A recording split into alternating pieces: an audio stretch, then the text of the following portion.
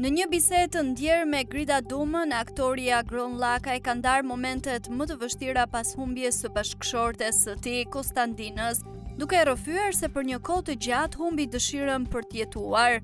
Ajo la amanete, por unë nuk pranova që të më jepte mua, tha ai. Në momentet e para nuk kupton se ku je, i kërkova vajzës t'i bënte grimin, i thash mami meritonte të ikte si një nuse e bukur. Ne kemi qëndruar të dy aty, duke qarë, duke grimuar dhe e përcollëm ashtu të bukur siç ishte. Edhe pas kësaj fillon gropa ime, shumë ditë dhe net nuk kam dashur të jetoj.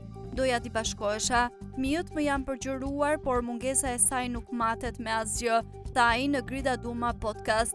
Lakaj u ndal edhe te lidhja e veçantë që e bashkoi me bashkëshorten e tij për vite me radhë, duke përshkruar si më shumë se një dashuri bashkëshortore.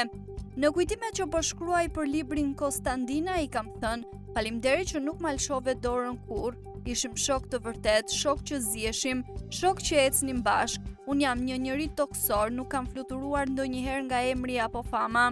Jam mes njerëzve, eci në këmbë, shkoj në punë në këmbë. Rrëfimi i tij është një dëshmi prekse për dashurinë, humbjen dhe forcën që kërkon të vazhdosh jetën pas një dhimbjeje kaq të thellë.